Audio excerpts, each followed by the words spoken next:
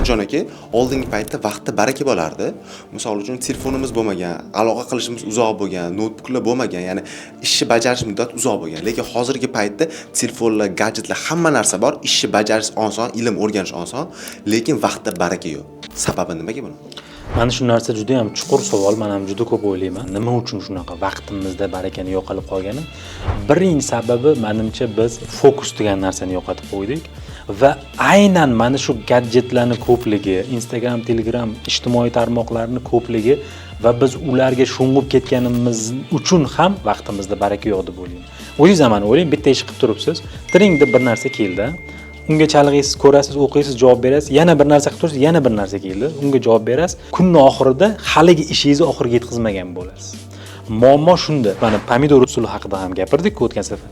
Biz bitta maqsadni oldimizga qo'yib, bugun men shuni qilaman, 1 2 3 4 ishlarni qilaman va boshqa narsa qilmayman desak, vaqtimizga baraka qaytadi. Chunki vaqtni boshqarish o'zimizning qo'limizda.